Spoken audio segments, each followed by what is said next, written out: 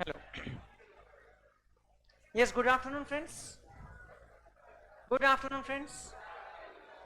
कैसे हैं आप लोग? बढ़िया हो? सो काफी ब्रेक ब्रेक के साथ अपनी क्लासेस आगे बढ़ रही है। कहाँ तक पहुंचे हम लोग? कहाँ तक पहुंचे बेटा? क्या चल रहा है अपना? भूल गए? बोले लॉन्ग टर्म पढ़ाई कर चल रही है कुछ तो भी।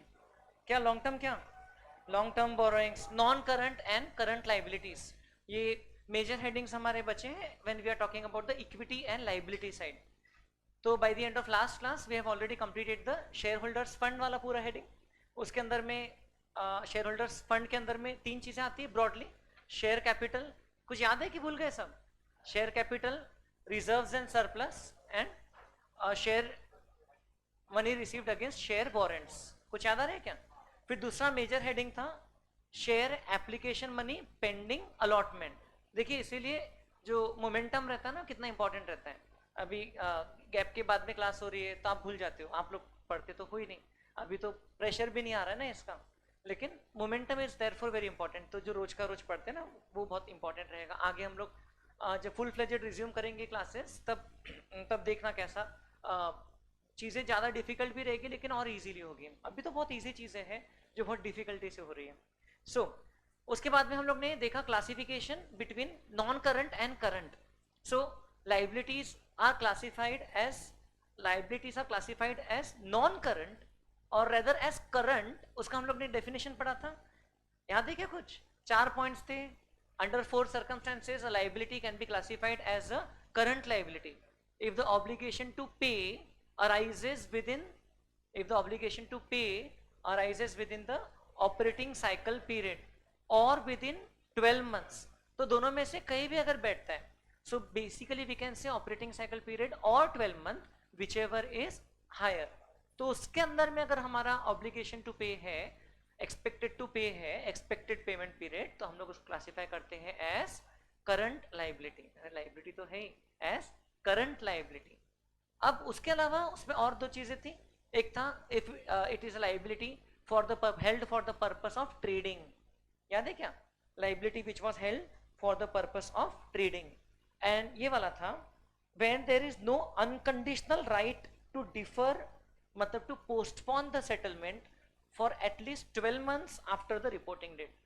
तो हम लोग जहां पर उसको पोस्टपोन नहीं कर रहे हैं कम से कम 12 महीने के लिए, हमारे पास राइट नहीं है पोस्टपोन करने का, तो ये चार सिचुएशंस में हम लोग उस लाइबिलिटी को क्लासिफाई करते हैं एज करंट लाइबिलिटी। वो स्क्रीन पे आ रहा है कि नहीं आ रहा है? दोनों स्क्रीन पे आ रहे हैं? Okay okay, then we started discussing non current liabilities.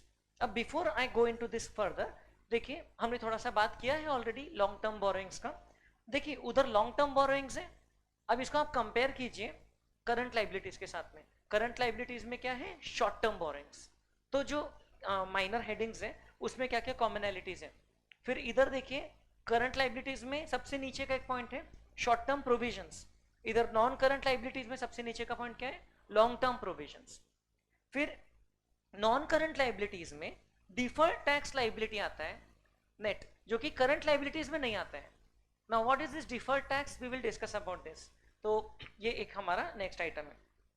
फिर एक अदर लॉन्ग टर्म लाइबिलिटीज आता है, उधर भी आता है अदर करंट लाइबिलिटीज के नाम से, दिख रहा है आपको? Other current liabilities. अब एक और छोटा सा डिफरेंस, यहां पर अदर लॉन्ग टर्म लाइबिलिटीज में ट्रेड पेएबल्स आता है। अदर में, अदर के अंडर में आता है कौन? Trade payables. और इधर में भी ट्रेड पेएबल्स आता है बट वो डायरेक्ट एक उसी का माइनर हेड है with in current liabilities, trade payables. तो इसके 4 हेडिंग्स याद रखना तो डिफिकल्ट नहीं है। कौन से वाले बेटा? करंट लाइबिलिटीज के। शॉर्ट टर्म बोरोइंग्स जैसे उधर लॉन्ग टर्म बोरोइंग्स था, फिर ट्रेड पेएबल्स। तो ये तो हमारा क्रेडिटर्स हो गया इन शॉर्ट। ओके, और थोड़ा सा और डिटेल में चर्चा करेंगे। अदर करंट लाइबिलिटीज जो इन दोनों में क्लासीफाई नहीं हो पा रहे हैं ना, वो प्रोविजन है तो अदर में आता है। एंड शॉर्ट टर्म प्रोविजंस उधर क्या है? Corresponding long term provisions. Other long term liabilities, long term borrowings, और trade payables is a part of other long term liabilities. बराबर है? तो इधर चौथा आइटम जो एक्स्ट्रा आया है in place of trade payable, क्योंकि ट्रेड पेएबल तो इसके अंदर में आ गया। चौथा आइटम कौन सा है? Deferred tax liabilities. So now we will understand what is the concept of deferred tax liability. ठीक है? क्या मैंने उस दिन ये वाला पार्ट आपको बताया था? इसमें कोलैटरल वाला बचा है ना, debenture issued as collateral securities, book में मैंने मार्क भी किया था कि ये वाला पार्ट मैं आपको बताने वाला हूँ, लेकिन अदरवाइज ये लिस्ट में ज्यादा कुछ और पढ़ने को नहीं है. There is nothing much more in detail given here. Basically these are the borrowings which are repayable after the operating cycle period or 12 month period whichever is higher. उसके बाद में repayable है यदि, तो इसको हम लोग long term borrowing में classify करते हैं. और यदि उसका repayment within next 12 month या within the operating cycle आने वाला है after the reporting date. reporting date मतलब जो बैलेंस शीट डेट होती है 31st ऑफ मार्च, तो फिर हम लोग क्या करते हैं, उसको debenture which is redeemable with in the next year, उसको कहाँ रिपोर्ट करते हैं, debenture which is redeemable with in the next year, उसको कहाँ रिपोर्ट करेंगे हम लोग, उसको हम लोग करंट लाइबिलिटी में रिपोर्ट करते हैं, शॉर्ट टर्म बोरिंग के अंडर में current मैच्योरिटीज of long term debt. Because ये है तो लॉन्ग टर्म डेट, लेकिन ये रिपेबल कब है, विद इन द नेक्स्ट 12 मंथ्स और within the operating cycle period, तो ये शॉर्ट टर्म बोरोइंग्स में रिपोर्ट करते हैं.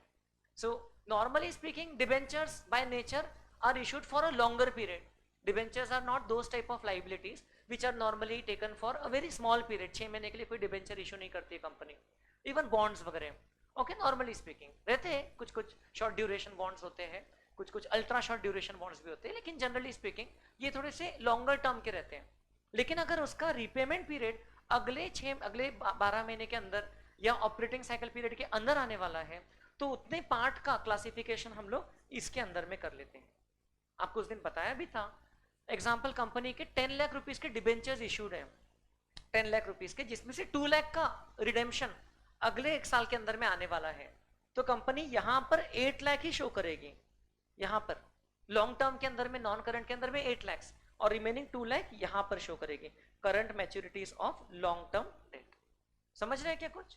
तो 10 लाख टोटल आपकी बैलेंस शीट में दिखेगा, बट जो करंट वाला नेचर का है वो करंट लाइबिलिटीज में दिखेगा. नेचर उसका एसेंशियली लॉन्ग टर्म ही है, लेकिन now it has become current. अब वो उसका रिपेमेंट पीरियड जो है वो जल्दी आ रहा है. कुछ समझ रहे हैं क्या मैं क्या बोल रहा हूँ? दोस्त से आपने कोई बहुत लंबे समय के लिए लोन लिया था, तो उसको लॉन्ग टर्म में क्लासीफाई किया था, लेकिन अब उसका रिपेमेंट पीरियड नजदीक आ रहा है. अब वो है तो अभी भी लॉन्ग टर्म लोन, लेकिन उसका मैच्योरिटी पीरियड अब जल्दी आ रहा है, so then that will be classified as short term. Is that okay? Current maturities of long term debt. अब चर्चा करते हैं नेक्स्ट पॉइंट. अच्छा, पहले बात कर लेते हैं कोलैटरल सिक्योरिटीज की. डिबेंचर्स जो कि होते हैं वो नॉर्मली इशू कर सकती है company as a part of their debt fund, means as a part of their liability to raise capital. Debentures is not issued to the owners. Debentures is issued by the company to the people who are lending money to the company.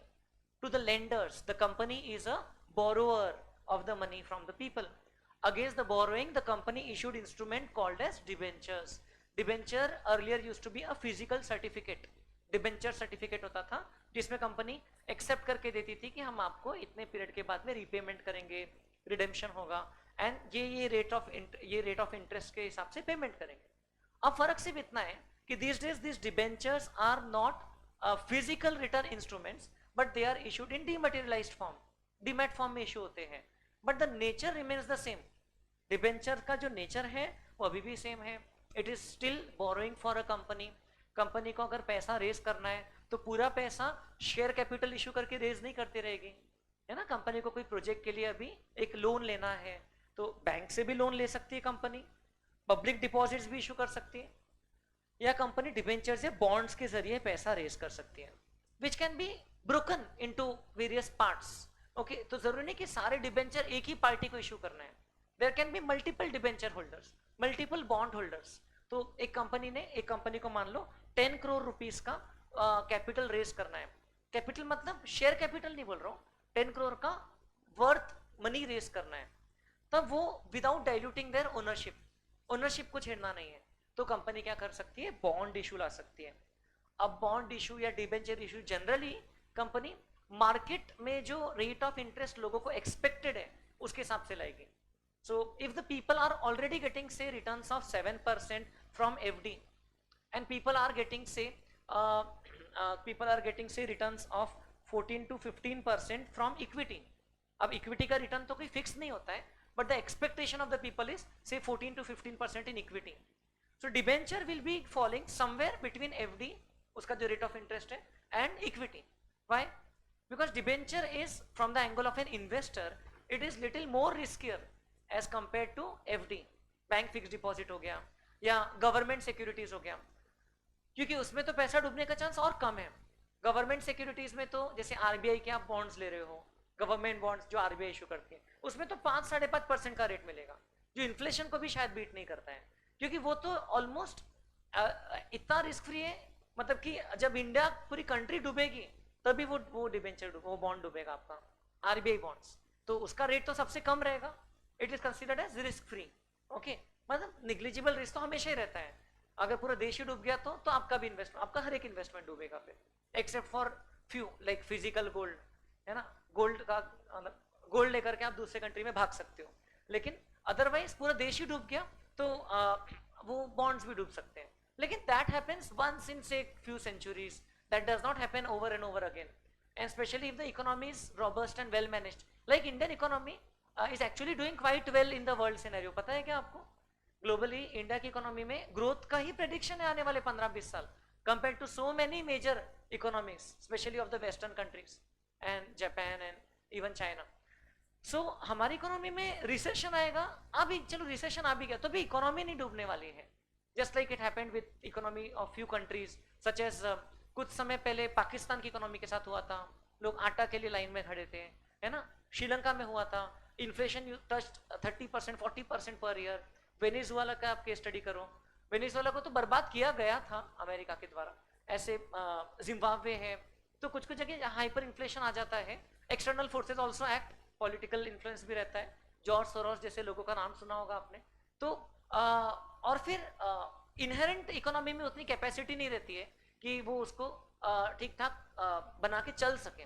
जैसे India की economy में अभी consumers इतने ज्यादा है, हम लोग, our young population is already way high, तो हमारी इकोनॉमी इजीली कोई बैठा नहीं सकता है. कोई स्लो डाउन करवाने की कोशिश कर सकता है एक्सटर्नल इन्फ्लुएंस से, लेकिन हमारी इकोनॉमी में ग्रोथ तो होती रहेगी. हाँ, 7-8% की जगह हो सकता है 5-6% पे होगी जीडीपी की जो ग्रोथ है. लेकिन मैं कह रहा हूँ कि इंडिया की इकोनॉमी डूबना बहुत ही रेयर इवेंट है, rarest of the rare events है. तो इसीलिए इंडिया की गवर्नमेंट के जो बॉन्ड्स है, अगर आप वो लेते हो तो उसमें तो आप बहुत ही कम रिटर्न एक्सपेक्ट करोगे compare to the other instruments, compare to the inflation in India. कभी कभार इन्फ्लेशन से भी कम मिलेगा, तो उसमें तो पैसा रखना तो it's not a very sensible decision from angle of a young investor like you. क्योंकि क्या होगा उसमें, आपका पैसा तो धीरे धीरे कम हो रहा है क्योंकि इन्फ्लेशन बढ़ रहा है और वो पैसे पे रिटर्न आपको कम मिल रहा है. फिर भी कई लोग गवर्नमेंट सिक्योरिटीज में कुछ अमाउंट रखते हैं. ओके, देन गवर्नमेंट सिक्योरिटीज में भी और भी आते हैं, स्टेट गवर्नमेंट के थोड़े से और हायर रेट वाले भी आते हैं, and then there are so many. लेकिन उससे ज्यादा थोड़ा सा आपको ज्यादा इंटरेस्ट मिलेगा एफडी में, फिक्स डिपॉजिट्स में, जो बैंक्स की एफडी होती है. उससे ज्यादा जो कोऑपरेटिव बैंक्स वगैरह होती है, कोऑपरेटिव सोसाइटीज होती है, उनकी जो एफडीज होती है उसमें आपको और ज्यादा मिलेगा रिटर्न, बिकॉज जैसे जैसे रिस्क बढ़ते जाएगा your expectation of return will also go on increasing. सबसे ज्यादा रिस्क देखा जाए तो सारे इंस्ट्रूमेंट्स में रहता है. If you ignore the derivatives part, it is in the equity market, equity segment. तो अगर आप कोई कंपनी के इक्विटी शेयर्स खरीदते हो तो you are taking the highest risk. Why? Because आप लोग ने बिजनेस स्टडीज में पढ़ा होगा कि अगर कंपनी का वाइंडिंग अप होता है तो क्या होता है, लास्ट प्रायोरिटी किसको मिलेगी? इक्विटी शेयर होल्डर्स को. अगर पैसा बहुत ज्यादा बचा अबंडेंट तो वो भी उनको ही मिलेगा, लेकिन पैसा पहले ही खत्म हो गया तो वो भी उनका ही लॉस है. So equity share holders carry the maximum risk even from the angle of return, मतलब कि उस पे जो उनको डिविडेंड मिलेगा वो भी वेरिएबल रहता है, and also from the angle of growth of their money. तो जरूरी नहीं कि वो उनका जो वर्थ है इक्विटी का वो बढ़ेगा.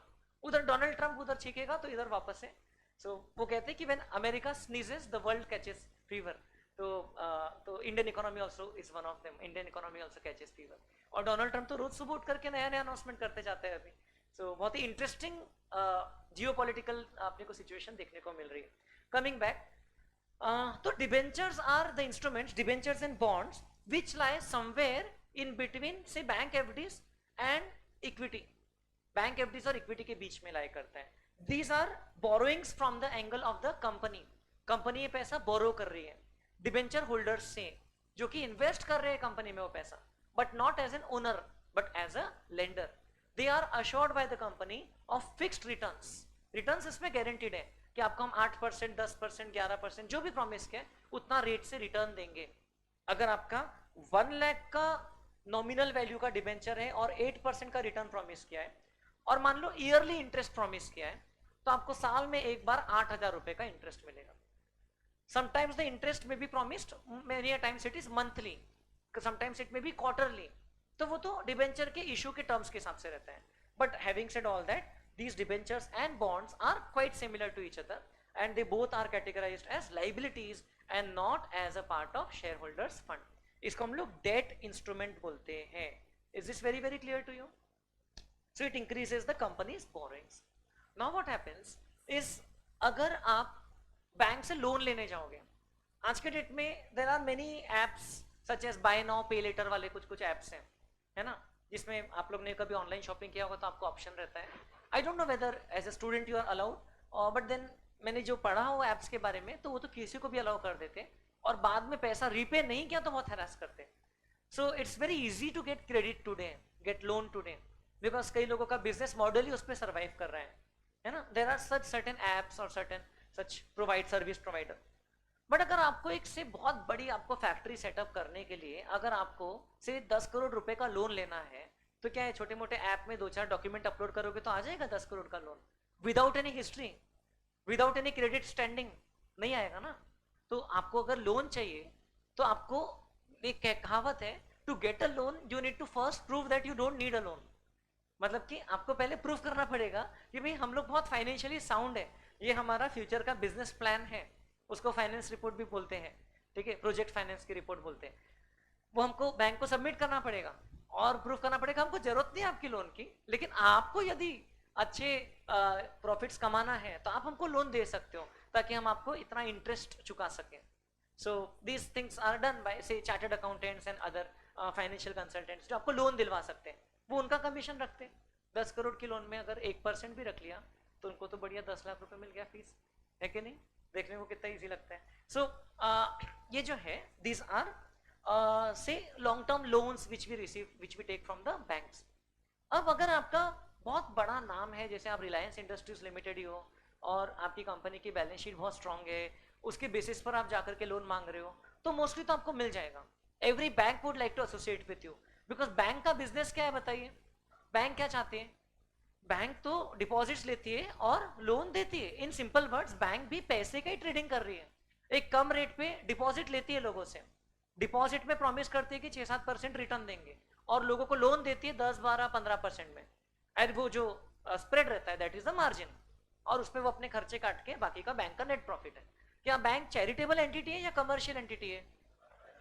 प्रॉपर बिजनेस माइंडेड है, प्रॉफिट मेकिंग एंटिटी है, कमर्शियल एंटिटी है। ओके, चैरिटेबल बैंक जो है वो बंद भी हो जाती है क्योंकि वो कुछ और पर्पस के लिए चलती है। सो अब क्या होता है, टर्म लोन्स जो रहती है बैंक में give if you have a good balance sheet and project report वगैरह वगैरह, बट जनरली बैंक लोन देने के पहले देखते हैं कि लोन के बदले में सिक्योरिटी क्या है। ठीक है, ओके, थोड़ा सा फेस गया, आ जाएगा, तो कोई प्रॉब्लम तो नहीं है। हाँ, तो क्या होता है कि लोन के बदले में सिक्योरिटी क्या है बैंक देखती है। विच type of security would bank like? Example, कोई आपका फ्रेंड है, आपको बहुत इंसिस्ट कर रहा है कि भाई मेरे को 1 लाख रुपए दे दे, मेरे को 1 लाख रुपए दे दे, मेरे को बहुत जरूरत है। मतलब आप उसको बहुत जानते भी हो अच्छे से, लेकिन आपको 1 लाख रुपए भी बहुत प्यारे हैं, आप उसको नहीं भी नहीं बोल सकते, तो आप उससे उसकी बाइक की चाबी ले लोगे, है ना, या कुछ तो गिरवी रख लोगे ना। यू वुड, अगर वैसे तो वो दोस्तों को देना ही नहीं चाहिए पैसा, वो तो नहीं मिलने वाला है, लेकिन जस्ट एन एग्जाम्पल, समझ रहे हो मैं क्या बड़बड़ कर रहा हूँ, क्या बोल रहा हूँ मैं? तो बैंक भी आपको लोन देने के पहले आपका पूरा क्रेडिट हिस्ट्री वगैरह वेरीफाई करेगी। There is something called a CIBIL score, credit rating होता है। सिबिल के अलावा और भी एजेंसीज है, तो पता है ना आपको, सिबिल सुना होगा आप लोग भी अपने नाम पे, अगर कहीं कुछ फ्यूचर में, नियर फ्यूचर में भी कोई लोन लेते हो, छोटा मोटा भी कहीं भी, तो उसको ड्यू डेट के पहले प्रॉम्प्टली पे करना। इवन ओला मनी में पोस्ट पेड होता है, इवन ऐसे बहुत सारे बाय नाउ पे लेटर वाले ऑप्शंस होते हैं, तो उसमें ज़्यादा क्रेडिट पीरियड को एक्सटेंड नहीं करना। अगर आपका क्रेडिट कार्ड का रिपेमेंट पीरियड रहता है, समझो 20 days after the billing date, और उसमें मिनिमम, जैसे मान लो 9,000 का बिल आया और बोलते कि मिनिमम 450 रुपये भी भर दोगे तो चलेगा, नेक्स्ट पीरियड में हम लोग रोल ओवर कर देंगे, तो वैसा मत करना कभी भी, दैट इज अ ट्रैप, उसके बाद फंस गए आप, क्योंकि बहुत सारे इंटरेस्ट ठोक देंगे सबसे पहले आपको, और आपका क्रेडिट हिस्ट्री तो खराब हो गई हो, रेटिंग भी खराब हो। सो बैंक ना सिक्योरिटी के बदले में जनरली लोन देती है। This types of loans given by bank are called as secured loans. Okay, and अगर सिक्योरिटी के बदले में नहीं दिया, बिना सिक्योरिटी के दिया, तो उसको क्या बोलेंगे? अनसिक्योर्ड लोन्स, ठीक है ना। सिक्योर्ड लोन्स जो है उसमें सिक्योरिटी किस टाइप की रह सकती है? It may be the property, which type of property? It may be the land owned by the company और बिल्डिंग्स, और it may be business assets such as business का स्टॉक है, स्टॉक इन ट्रेड पड़ा है, तो hypothecation बोलते हैं, stock in trade के बदले में लोन मिल गया। So that just in case future में आप टाइमली वो लोन का रिपेमेंट नहीं कर पाए, so bank has the right over those securities. Debentures भी सिक्योरिटी वाले हो सकते हैं, सीनियर सिक्योर डिबेंचर्स वगैरह भी होते हैं, जिसमें प्रायोरिटी उनको मिलती है, अगर कंपनी डूब रही है तो पहले उनको रिपेमेंट मिलेगा। वैसे बैंक लोन्स भी सिक्योरिटी वाले लोन, सिक्योर्ड लोन्स मिलते हैं। Now one such security which a company may issue if the bank agrees to it is called as debenture itself। मतलब क्या हो रहा है देखिए, बैंक कंपनी को लोन दे रही है, मान लो 10 करोड़ रुपए का लोन, और बदले में कंपनी बैंक को एज अ सिक्योरिटी से 10 करोड़ रुपए के ही, कम के भी हो सकते हैं, डिबेंचर्स दे रही है। बट डिबेंचर्स क्यों दे रही है? ऑलरेडी लोन वाली लायबिलिटी तो है ही। तो मतलब कंपनी के एंगल से अगर आप अकाउंटिंग की बात करें तो कंपनी के एंगल से क्या एंट्री हो रही है? कंपनी का हो रहा है bank account debit to bank loan account. Bank loan is what? It's a liability. Company के बैंक अकाउंट में इतना पैसा आ गया, बट कंपनी इसके अलावा बैंक को डिबेंचर भी इशू कर रही है, but just as a collateral security. Means वो डिबेंचर्स पे एक्चुअल में इंटरेस्ट नहीं देने वाली है कंपनी, वो डिबेंचर्स इशू किया है for just in case scenarios. What do we mean by just in case? मतलब अगर वो लोन का टाइमली रिपेमेंट नहीं किया तो वो डिबेंचर्स एक्टिवेट हो जाएंगे एक तरीके से, फिर वो डिबेंचर्स में कंपनी की जो लायबिलिटी है वो कन्वर्ट हो जाएगी, वो लोन उतना हद तक कैंसिल हो जाएगी और डिबेंचर्स का कंपनी को रिपेमेंट करना पड़ेगा। डिबेंचर्स का राइट अराइज हो जाएगा in the hands of the bank. समझ रहे हो? If the company fails to provide for the payment of the loan on timely basis. इस टाइप के डिबेंचर्स को बोलते हैं debentures issued as a collateral security. Okay, just as a backup, just as a guarantee that we will be paying the loan. नहीं किया तो ये debentures, otherwise कोई राइट नहीं है। जैसे आपके फ्रेंड से आपने चाबी ले लिया उसकी बाइक की, वो डुप्लीकेट चाबी थी, ओरिजिनल तो उसके पास ही थी, दो रहती है ना चाबी, तो इनकेस वो रिपेमेंट नहीं करता है तो आप वो चाबी से उसकी बाइक लेके जा सकते हो। सो इन केस, लेकिन तब तक के तो बाइक उसी की है ना, तो वैसे ही तब तक के ये डिबेंचर एक्चुअल सेंस में they are not activated in the sense that actual sense में वो डिबेंचर्स अराइज नहीं हुए हैं, इशू नहीं हुए, but they are just issued as a collateral security on book, on paper, on record. ठीक है ना? सो अगर फ्यूचर में होगा कुछ रिपेमेंट में डिफॉल्ट, तो वो डिबेंचर्स को हम क्या करेंगे? इशू कर देंगे as a collateral security. So debenture issued as a collateral security की अकाउंटिंग कैसे करते हैं, that we will be seeing in debenture issue chapter. और हमारे सिलेबस का सेकेंड लास्ट चैप्टर रहेगा, कैश फ्लो के पहले पढ़ेंगे हम लोग काफी बाद में, सेकेंड मॉड्यूल में, जो मॉड्यूल आपको मिली भी नहीं है। लेकिन अभी क्योंकि यहाँ प्रेजेंटेशन आ रहा है उसका, तो I will be telling a bit about that, तब रिवीजन हो जाएगा। तो देखिए, इसकी अकाउंटिंग करने के दो तरीके हैं। एक कि इसकी अकाउंटिंग करो ही मत। क्यों नहीं करो? क्योंकि ये रियल लाइबिलिटी तो है ही नहीं, ये एक्चुअल में अराइज मटेरियलाइज हुआ क्या अभी तक के? नहीं।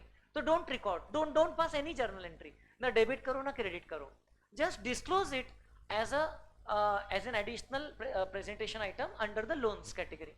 जो लोन्स है आपका, टर्म लोन से, term loan taken from bank 10 crore rupees, bracket में लिख दो सिक्योर्ड बाय इशू ऑफ से 12% debentures, 12% is the coupon rate, 12% debentures of rupees worth rupees 10 crore each, ऐसा। तो आपने सिर्फ उसके बारे में मेंशन कर दिया, उसके आपने कोई अकाउंट हेड बना करके डेबिट क्रेडिट करके एंट्री किया ही नहीं। So no entry is definitely one of the option. So the company may choose not to pass any entry. Is it allowed? Yes, very well allowed. खासकर collateral security के लिए बात कर रहा हूं मैं, रेगुलर डिबेंचर्स की बात नहीं कर रहा हूं। रेगुलर डिबेंचर में तो कंपनी करेगी ना bank account debit to debenture account, लेकिन यहां पर तो डिबेंचर के बदले में थोड़ी ना कुछ पैसा आ रहा है, पैसा तो टर्म लोन के बदले में आ रहा है, उसकी एंट्री तो आपको बता दिया। डिबेंचर के लिए कोई एंट्री करने की जरूरत ही नहीं है, because it is a type of liability which is not yet arisen, तो उसको अभी आपको बुक्स में दिखाना कोई जरूरी नहीं है, सिर्फ मेंशन कर दो उसका कि this loan has been secured by issue of such debentures, right, very well allowed. तो एग्जाम में अगर आएगा तो pass the entry for debenture issue at collateral security, no entry चलेगा, ठीक है, but on a safer side दूसरा भी ऑप्शन बता रहा हूं दोनों करने का। Either the company can go for no entry, अगर नो एंट्री किया तो भी बैलेंस शीट में डिस्क्लोज करना पड़ेगा क्या, हाँ, कहां पर, टर्म लोन के नीचे में, टर्म लोन के नीचे ब्रैकेट में बता देना पड़ेगा।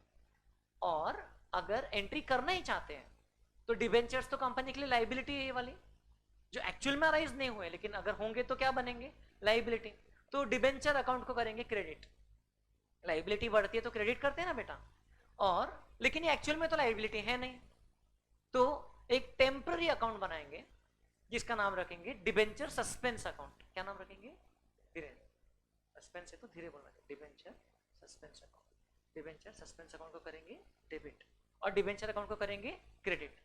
डेबिट किस अकाउंट को करेंगे, सस्पेंस, और क्रेडिट किसको करेंगे, debenture account. Debenture suspense account का नेचर क्या है बताइए, उसका नेचर क्या है, हाँ, प्रोविजन और द डेबिट बैलेंस है, नाम नहीं बोलना बार बार, उसका नेचर क्या है, सस्पेंस है, पता नहीं किसी को, तो it is just a cancellation of the liability. वो लाइबिलिटी भी तो कोई असली की लाइबिलिटी नहीं है ना, तो उसका अपन लोग कैंसिल करने के लिए डिबेंचर सस्पेंस अकाउंट के नाम से बना के रख देते, ठीक है ना, किसी को बताना नहीं। अब वो अगर बताना, अब रिकॉर्ड कर लिया तो आएगा तो कहीं ना कहीं, तो अगर आप डिबेंचर को अलग से लाइबिलिटी साइड में दिखा दोगे, डिबेंचर को अलग से दिखा दिया लाइबिलिटी साइड में, तो फिर डिबेंचर सस्पेंस को कहाँ दिखाओगे बताओ, अरे यार कहाँ दिखाओगे बताओ ना, उसमें तो डेबिट बैलेंस है, क्रेडिट बैलेंस लाइबिलिटी साइड में आ गया, तो ये डेबिट बैलेंस है उसी के अगेंस्ट का, तो इसको कहाँ दिखाओगे, क्या बोले, उसी में से माइनस कर देंगे, ओके, या तो आप उसको एसेट साइड में दिखा दोगे, ये देखो एकदम सही बात बोला तो पंखा चालू हो गया, या तो आप उसका एसेट साइड में दिखा दोगे, या तो आप उसको बेटर प्रेजेंटेशन है कि उसी में से माइनस कर दोगे और उसका नेट वैल्यू दिखाओगे निल। तो ये देखिए आपको बुक में लिखा है पेज नंबर 1.18 पे, when entry is not passed, so देखिए मैंने आपको बोला ना एंट्री पास नहीं किए तो भी ऑप्शन है, entry is not passed, no entry, तो फिर आप उसको कैसे शो करोगे, लोन के नीचे, वो लोन आपकी लॉन्ग टर्म या तो शॉर्ट टर्म बोरोइंग के अंडर में रहेगी depending on the repayment, loan from bank ₹10 lakh, ये तो लोन है, और ब्रैकेट में लिख दिया secured by issue of 12,000 9% debentures of ₹100 each as collateral security. So this is easy when there is no entry pass, but अगर एंट्री पास किया है तो क्या एंट्री है, देखिए debenture suspense account to 9% debentures account दिख रहा है क्या, और ये हमने उसकी एंट्री पास किया, उसका नरेशन लिखा है कि debenture issued as collateral security against bank loan of 10 lakh, और यहाँ पर आप देखोगे सर ये तो 12,000 इंटू 100, ये तो 12 लाख होता है, और लोन तो सिर्फ 10 ही लाख की है, तो हो सकता है वो बैंक जितने में अग्री करे उतने के अपने को कोलैटरल इशू करना है, बैंक अगर 8 लाख में मान जाए तो 8 लाख के डिबेंचर इशू करो, बैंक 12 लाख के मांगे तो 12 लाख देना पड़ेगा, क्योंकि अभी तक तो वो मटेरियलाइज थोड़ी ना हुआ है, वो तो in the event of non payment है, हो सकता है बैंक अपना इंटरेस्ट भी कवर करना चाहे, वो लोन पे इंटरेस्ट भी तो चढ़ेगा ना, तो आप अगर इंटरेस्ट भी मिला करके देखोगे तो बैंक 12 लाख तक का कवर रखना चाहती है। इसको कैसे प्रेजेंट करेंगे, तो हम लोग लॉन्ग टर्म या शॉर्ट टर्म बोरिंग्स में दिखाएंगे, ओके, लोन फ्रॉम बैंक तो दिखाई दिया, उसी लोन के साथ साथ वो लोन का नेचर अगर लॉन्ग टर्म है, लोन का नेचर लॉन्ग टर्म है, तो ये कोलैटरल सिक्योरिटी वाले डिबेंचर्स का भी नेचर लॉन्ग टर्म रहेगा, क्योंकि उस लोन के साथ साथ ये भी खत्म हो जाएंगे जिस दिन लोन रिपे हो जाएगी। लोन का नेचर यदि शॉर्ट टर्म है तो ये भी शॉर्ट टर्म में आएगा, तो लोन फ्रॉम बैंक ये तो आ गया, फिर उसके नीचे आएगा debentures 9% debentures of 100 each, okay, 12,000 into 100, उसका कूपन नॉमिनल वैल्यू आ गया, लेस डिबेंचर सस्पेंस, तो ये उसमें से माइनस हो गया, ये क्रेडिट बैलेंस, ये डेबिट बैलेंस, नेट बैलेंस कितना दिखता है, nil. So effectively does not make any impact on your balance sheet total, because यहाँ पर तो वो आ ही नहीं रहा है और यहाँ पर भी आया बट वो अपने आप में कैंसिल हो गया, डिबेंचर सस्पेंस के थ्रू। क्या आपको समझा क्या कॉन्सेप्ट ऑफ कोलैटरल सिक्योरिटी? तो ऐसे नई नई चीजें कुछ ना कुछ आती रहेगी आपको। Okay, every single day, every single class there will be at least 1 और 2 न्यू कॉन्सेप्ट्स जिसके बारे में पहले सुना नहीं था। कुछ कुछ क्लासेस में फ्यूचर में प्रैक्टिस होगी, मतलब ज्यादा नया नहीं आएगा, जो पहले पढ़ाया था वही अप्लाई करना है। लेकिन अभी तो खास करके ये जब हम चैप्टर पढ़ रहे हैं किताब में, हर दिन कुछ ना कुछ नया आते रहेगा, because it is completely new for us, ये जो company financial statements. So is that part clear to you? तो मैंने भले आपको ये लॉन्ग टर्म बोरिंग के वक्त में बता दिया, इवन अपनी बुक में लॉन्ग टर्म के लिस्ट में लिखा है, लेकिन शॉर्ट टर्म बोरिंग में भी ऐसा दिखाया जा सकता है अगर उसका नेचर करंट लाइबिलिटीज का है तो शॉर्ट टर्म में दोबारा इस चीज की चर्चा नहीं करेंगे, because the matter is discussed. समझ में आ गया क्या सबको? अब हम लोग बात करेंगे अबाउट, ये कॉन्सेप्ट हो गया लॉन्ग टर्म बोरोइंग्स का, इसकी पूरी बातें समझ में आई आपको? एंड ये सब के लिए कंपनीज एक्ट में रूल्स होते हैं पब्लिक डिपॉजिट्स लेने के। ऐसा नहीं कि कोई भी कंपनी पब्लिक से डिपॉजिट मांग सकती है, नहीं, उसके प्रॉपर रूल्स फॉलो करना पड़ता है, तरीका होता है। तो वो सब में हम लोग अभी नहीं जा रहे, हम अभी सिर्फ अकाउंटिंग प्रेजेंटेशन की बात कर रहे हैं। सो पहले इसका नेचर जानना चाहते हो, ये क्या इसका मीनिंग है, या पहले बाकी के पॉइंट्स निपटाना चाहते हो? इसका nature, so see this item first of all is not there under current liability head. This is a unique item only under the non current liability head. And इसी का corresponding item आपको दिखेगा non current assets में। इधर क्या दिख रहा है? deferred tax liabilities दिख रहा है, उधर दिखेगा deferred tax assets. Now what is this deferred tax? I had told you the meaning of the word defer that day. defer, यहाँ पर word आया था ना defer, तो आपने उसका meaning मार्क किया था। What is the meaning of the word defer? postpone. तो यहां पर टैक्स लाइबिलिटी जो हम लोग पोस्टपोन कर रहे हैं, ऐसी कोई टैक्स लाइबिलिटी जो कि फ्यूचर में आने वाली है, अभी नहीं आई है, उसको बोलते हैं deferred tax liability. So now the plain reading of this words might suggest to you, sir इसका मतलब कि अगर इनकम टैक्स की डिमांड आई है 10 लाख रुपए की और हमने अभी 6 लाख पे किया है, तो 4 लाख को इसमें लिखेंगे क्या? नो, वो 4 लाख तो बेटा आपकी अदर करंट लाइबिलिटीज में आएगी, वो अदर पेबल्स में आएगी, ठीक है ना? वो 4 लाख तो इधर आ जाएगा, क्योंकि वो तो आपकी एक्चुअल लाइबिलिटी हो गई। लेकिन यहां पर किस टाइप की लाइबिलिटी आएगी, तो वो आपको समझना है। Regarding this you will study later on if you are doing CA in accounting standard 22, AS में पढ़ोगे। तो अभी मैं आपको एकदम सिंपल भाषा में समझा रहा हूं। देखिए, एक होता है हमारे अकाउंटिंग का कैलकुलेशन प्रॉफिट्स का, और एक होता है इनकम टैक्स के हिसाब से कैलकुलेशन।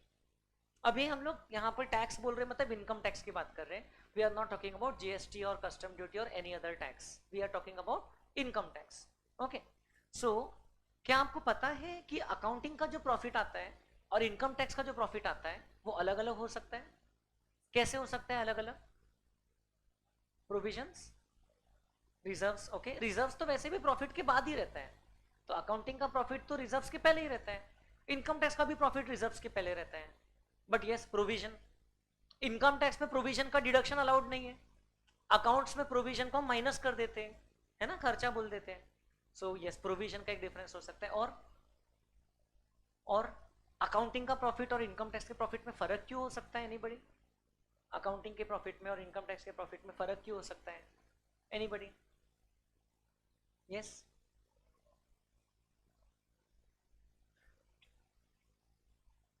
कहां मिलते हैं वो डिडक्शंस?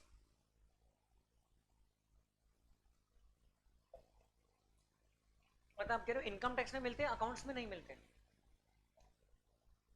स्टैंडर्ड डिडक्शन करके कुछ रहता है इनकम टैक्स में। ओके, अब देखिए, इनकम टैक्स का जो कैलकुलेशन है, इनकम टैक्स में जो इनकम निकालते हैं, it is as per the income tax act 1961। 2 साल बाद hopefully it will be the new income tax act, क्योंकि वो प्रपोज हो चुका है इनकम टैक्स बिल। लेकिन अभी तो इनकम टैक्स एक्ट 1961 चल रहा है, ठीक है? इनकम टैक्स एक्ट 1961 में खुद के कुछ प्रोविजंस हैं, तो कौन से आइटम को इनकम में लेना, कौन से आइटम का डिडक्शन अलाउड है, उसके हिसाब से इनकम कैलकुलेट करना पड़ता है। तो स्टैंडर्ड डिडक्शन दूसरे हेड से संबंधित है, वो बिजनेस प्रॉफिट से संबंधित नहीं है वैसे तो, उसको बीच में नहीं लाएंगे। लेकिन yes, there are many such expenses which are allowed in accounts as a deduction. Accounts में तो हम लोग कंपनीज एक्ट के हिसाब से चलेंगे, अकाउंट्स में तो हम लोग अकाउंटिंग प्रिंसिपल्स के हिसाब से चलेंगे, जनरली एक्सेप्टेड अकाउंटिंग प्रिंसिपल्स। क्या बोलते हैं? कि भाई कोई खर्चा हो रहा है, उस ऑर्गेनाइजेशन से रिलेटेड है, रेवेन्यू नेचर का एक्सपेंस है, तो उसको डेबिट कर दो पीएनएल में, तो उसका डिडक्शन मिल जाएगा. But income tax sometimes may not allow deduction of certain expenses because it may violate some condition of income tax.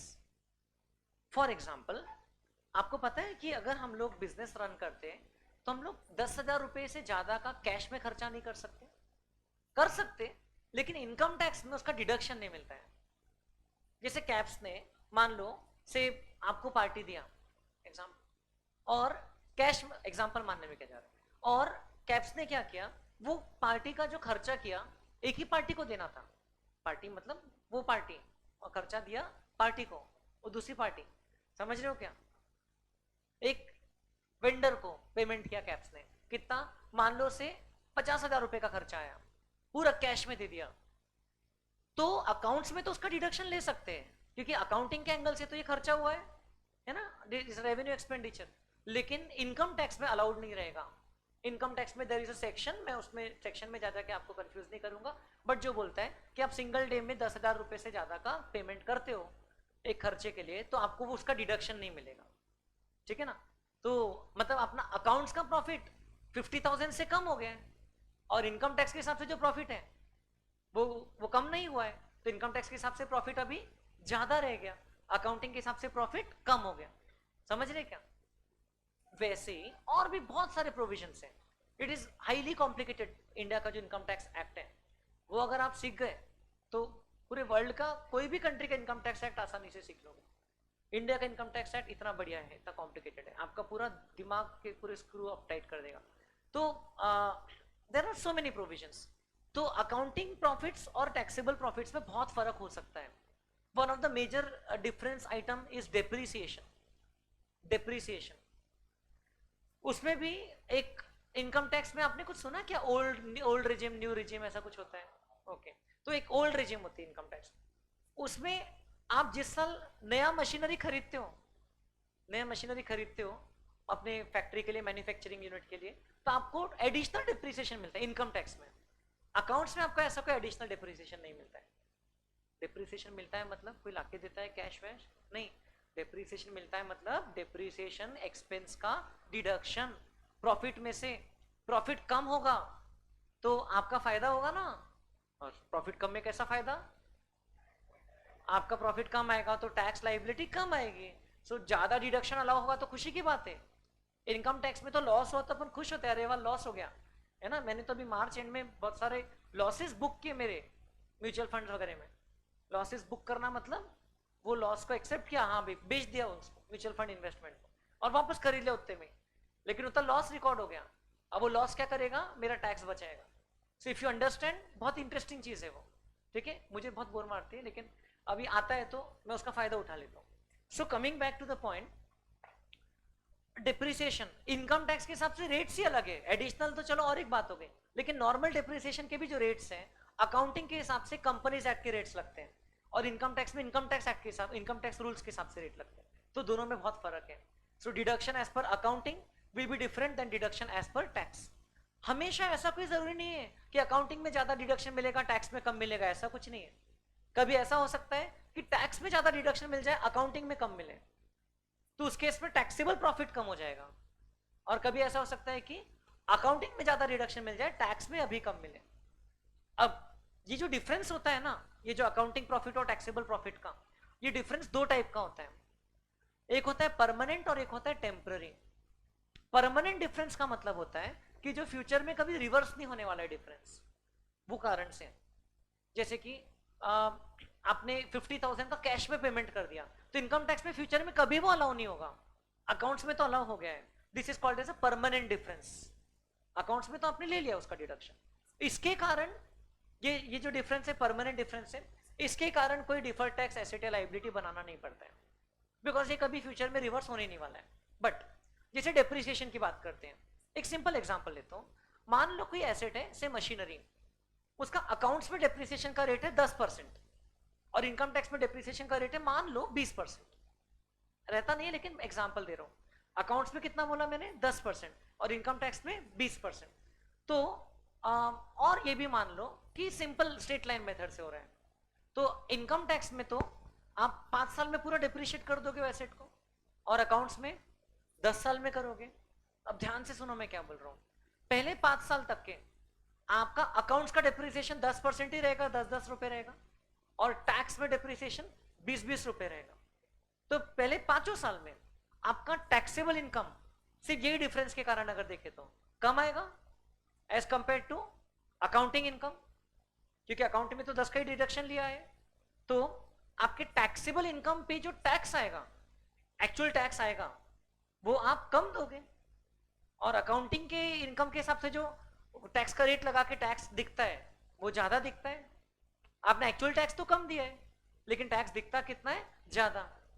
तो ये जो आपने टैक्स कम दिया है, it will result into deferred tax liability, क्योंकि अभी तो आपने कम दिया है, बट अगले 5 साल क्या होने वाला है, 6वें से 10वें साल में क्या होने वाला है, रिवर्स होगा। क्या रिवर्स होगा, देखो अब आपको इनकम टैक्स में डिडक्शन मिलना बंद हो जाएगा, क्योंकि वो एसेट तो फुली डेप्रिशिएट हो गया है। कुछ समझ रहे हैं क्या? और अकाउंट्स में आपको अभी भी 10-10 रुपए का डिडक्शन मिलते रहेगा। अब जज्बात बदल जाएंगे, वक्त बदल जाएगा। अब क्या होगा, अब अकाउंटिंग प्रॉफिट कम हो जाएगा और टैक्सेबल प्रॉफिट ज्यादा आएगा। तो टैक्सेबल प्रॉफिट के हिसाब से actual tax liability book profit पे जो टैक्स है उससे ज्यादा आएगी। जो आपने पहले कम पे किया था ना, वो अब पे करना पड़ रहा है। तो उसको आप पहले से रिकॉर्ड कर लो by the name of deferred tax liability. उसको आप पहले से रिकॉर्ड कर लो by the name of deferred tax liability. Accounting profits और टैक्सेबल प्रॉफिट्स में जो डिफरेंस रहता है, this is difference called as temporary difference. इसको टाइमिंग डिफरेंस बोलते हैं। सिर्फ टाइमिंग के कारण फर्क हो गया। ऐसा नहीं कि वो डेप्रिसिएशन अलाउ नहीं करने वाले थे, अलाउ करने वाले थे। अकाउंट्स में 10-10 रुपए हर साल और इनकम टैक्स में 20-20 रुपए हर साल। तो टाइमिंग डिफरेंस हो गया विच रिजल्टेड इनटू डिफरेंशियल प्रॉफिट्स। तो कुछ साल टैक्सेबल इनकम कम थी, अकाउंटिंग इनकम ज्यादा थी, तो इसमें आपने एक्चुअल टैक्स कम भरा। लेकिन उसके बाद के 5 साल अकाउंटिंग इनकम कम थी, टैक्सेबल इनकम ज्यादा थी, तो आपने टैक्स ज्यादा भरना पड़ रहा है आपको। तो वो लायबिलिटी को आप अभी से क्रिएट कर लो, पहले से। जब भरना आएगा तब नहीं क्रिएट करना है। आपको तो पता था ना कि ये फ्यूचर में रिवर्स होने वाला है, तो उसको बोलते हैं डिफर्ड टैक्स लायबिलिटी। एंड अगर इसका उल्टा होता था, मान लो कि कोई आइटम का डिडक्शन आपको टैक्स में कम मिल रहा है, अकाउंट्स में ज्यादा मिल रहा है अभी, लेकिन टैक्स में फ्यूचर में मिल जाएगा, तो अभी आपको ज्यादा टैक्स देना पड़ रहा है। समझ रहे कि मैं क्या बोल रहा हूं? मान लो आपका दोनों जगह रेवेन्यू तो 100-100 रुपए का है, दोनों जगह जो अलाउड वाला खर्चा है वो तो 50-50 का है, और एक खर्चा है 10 रुपए का जो अकाउंट्स में आपने अभी ले लिया। तो अकाउंट्स में आपका प्रॉफिट कितना आ गया, 40, लेकिन टैक्स में अभी नहीं मिलने वाला है। इनकम टैक्स के हिसाब से वो अगले साल मिलेगा। तो आपका टैक्सेबल प्रॉफिट कितना हो गया बेटा, 15। ठीक है, अब आप टैक्सेबल प्रॉफिट का से 25% का रेट है अगर इंडियन कंपनीज के लिए, तो 50 रुपए का 25% आप अभी इतना टैक्स दे दोगे, 12.5 होता है क्या, 12 लेकिन अकाउंट्स के हिसाब से 40 का 25% कितना होता है, 10। तो ये जो आपने एक्स्ट्रा 2.5 रुपए दिया है, ये अगले साल रिवर्स हो जाएगा। अगले साल लायबिलिटी कम आएगी टैक्स की। बोलो क्यों? क्योंकि ये जो 10 रुपए का खर्चा है ये अगले साल अकाउंट्स में नहीं मिलेगा लेकिन टैक्स में मिलेगा। अगले साल टैक्स की इनकम एक्चुअल में कम आएगी, अकाउंट्स की इनकम ज्यादा आएगी, तो वो 2.5 रुपए अगले साल आपका बच जाएगा। तो ये जो 2.5 रुपए आपने अभी इस साल एक्स्ट्रा दे दिया है, उसको आप एक्सपेंस मत मानो, टैक्स का खर्चा 10 ही रुपए मानो, और जो एक्स्ट्रा 2.5 रुपए दिया है उसको आप डिफर्ड टैक्स एसेट मान लो, because that asset will save you the money for next years payments. समझ रहे? अभी आप 10 ही रुपए का खर्चा मानो और 2.5 रुपए का एसेट मान लो, डिफर्ड टैक्स एसेट। और अगले साल मान लो सिचुएशन उल्टी हो जाती है, तो अगले साल आपका टैक्स के हिसाब से 10 रुपए का पेमेंट आएगा और अकाउंट्स के हिसाब से 12.5 का लायबिलिटी आएगा। तो आप टैक्स तो 10 ही रुपए पे करोगे, लेकिन अकाउंट्स तो बोलते हैं 12.5 का खर्चा है, तो करेक्ट 12.5 का खर्चा है, जिसमें से 10 रुपए इस साल पे कर रहे और 2.5 रुपए एसेट रूप में पड़ा है, पहले से पेड है, प्रीपेड एसेट की तरह, उसको बोलते हैं डिफर्ड टैक्स एसेट। सो यहां पर ये डिफर्ड टैक्स लायबिलिटी लिखा है किधर, नॉन करंट लायबिलिटीज में। आगे आपको और एक हेड दिखेगा नॉन करंट एसेट्स, उसमें आपको दिखेगा डिफर्ड टैक्स एसेट्स। तो दोनों का जो एक्सप्लेनेशन है वो सेम ही है, ठीक है, कॉमन एक्सप्लेनेशन है। ये मैं आपको स्लाइड भेजूंगा, ये भी समझा दे रहा हूं. You can just refer to this in case कुछ कंफ्यूजन होता है तो. A very simple slide. ये बुक्स ऑफ अकाउंट के हिसाब से आपका 10 लाख रुपए का रेवेन्यू है और 8 लाख का एक्सपेंस है, तो आपका नेट प्रॉफिट कितना है? 2 लाख. 2 लाख पे 25% आपका टैक्स कितना आ गया? 50,000. ठीक है. एज पर अकाउंट बुक्स तो आपने एक्सपेंस कितना बुक करना चाहिए, रिकॉर्ड करना चाहिए? 50,000. बट आपने इनकम टैक्स के हिसाब से जब कंप्यूटेशन किया तो उसमें देखा आपने कि अरे 1 लाख रुपए का तो एक एक्सपेंस है, अभी अलाउ नहीं हो रहा है, जो आगे के साल में अलाउ होने वाला है. तो आपने 7 ही लाख रुपए माइनस किया, तो आपका टैक्सेबल इनकम कितना आ गया? 3 लाख. 3 लाख का 25% एक्चुअल टैक्स कितना दे रहे हो आप? 75,000. So now if the tax as per income tax is more than the tax as per accounts, then this extra tax paid today, income tax वाले मानेंगे क्या आपके 50,000 को? नहीं, वो तो 75,000 मांगेंगे. तो आपने जो अभी एक्स्ट्रा 25,000 दिया है, आप उसको अपने बुक्स ऑफ अकाउंट में आप उसको टैक्स एक्सपेंस बोल के मत रिकॉर्ड करो. एक्स्ट्रा 25,000 को आप डिफर्ड टैक्स एसेट बोल के रिकॉर्ड करो. अभी ज्यादा पे कर दिया है टैक्स तो एसेट, क्योंकि अभी वो डेबिट बैलेंस आएगा ना. डबल एंट्री क्या आएगी? डबल एंट्री आएगी टैक्स एक्सपेंस अकाउंट डेबिट 50,000. ठीक है. Deferred tax asset account debit 25,000 to cash और बैंक अकाउंट ₹75,000. इतना आपने टैक्स पे कर दिया, लेकिन 25,000 को आपने अभी एसेट में रखा, जो कि फ्यूचर में रिवर्स हो जाएगा. फ्यूचर में जब आप कम टैक्स पे करोगे, जब इनकम टैक्स के हिसाब से मान लो 50,000 आएगा और अकाउंट बुक्स के हिसाब से 75,000 आएगा, तो आप डिफर्ड टैक्स एसेट को कैंसिल कर देना था. समझा क्या? इसलिए हम लोग ने उस दिन बजाज ऑटो लिमिटेड की भी जो बैलेंस शीट देखा था, उसमें भी दोनों आइटम थे. डिफर्ड टैक्स एसेट भी था, डिफर्ड टैक्स लाइबिलिटी भी थी. तो उसका नेचर भी उसमें लिखा होगा, कोई वो नहीं है, कुछ डिटेल्स तो उसमें मिल ही जाएगी. डिफर्ड टैक्स एसेट लाइबिलिटी का सारा डिटेल उसमें होगा. ये देखो डिफर्ड टैक्स लाइबिलिटी, उसके बारे में. It is on account of timing difference in property, plant and equipment, है ना. Employee benefits, financial instruments, gross deferred tax liability. ये gross हो गया. उसमें से deferred tax assets को माइनस किया, तो आपको मिल गया net deferred tax liability. ठीक है. ये देखो 429.16 is gross deferred tax liability. Deferred tax asset भी क्रिएट हो रहे हैं ना अलग अलग कारण से, जहां इनकम टैक्स के हिसाब से भी ज्यादा पे करना पड़ रहा है. तो अगर आप वो देखोगे ग्रॉस डिफर्ड टैक्स एसेट्स कितने हैं? 84.01. देखो 429 माइनस 84 आ रहा है 345, है ना. 429 is deferred tax liability and 84 is deferred tax asset. तो अब यहाँ पर लाइबिलिटीज ज्यादा है, इसलिए इधर दिखेगा वो लाइबिलिटीज में. अगर डिफर्ड टैक्स एसेट ज्यादा रहते थे तो वो डिफर्ड टैक्स एसेट्स में दिखता था. Asset minus liability net figure दिखता था. ठीक है. तो ये बैलेंस शीट के फेस पे यदि आप देखो तो वो 345 का फिगर आपको दिखेगा डिफर्ड टैक्स लाइबिलिटी. ये देखो 345 है ना, नोट नंबर 17 में आ गया. Having said that, asset side में भी there might be income tax assets है, तो ये अलग है, ये डिफर्ड टैक्स वाले एसेट्स नहीं है, ये कुछ और है. ये जो इनकम टैक्स एसेट्स है ये कुछ और है. डिफर्ड टैक्स जो है वो तो इधर ही है. Deferred tax liability net off हो क्या ये? Are you understanding? This is deferred tax liability which is higher than deferred tax asset, इसलिए नेट वर्ड बोला है. Means DTL minus DTA. अगर DTA बड़ा रहता था तो DTA माइनस DTL. तो उसका आइटम वाइज डिस्क्लोजर करना पड़ता है कि कौन से चीज के कारण कितने रुपए का लाइबिलिटी या एसेट क्रिएट हो रहा है. मैं आपको गारंटी से बता रहा हूँ, इतने डिटेल में कोई नहीं पढ़ाएगा, जरूरत भी नहीं इस लेवल पर. लेकिन आई होप कि at least 80% of your understanding what I am telling you. किसी किसी को तो इंटरेस्ट ही नहीं है तो ठीक है, you can just mug it up कि ठीक है deferred tax liability non current liability में दिखता है, खत्म.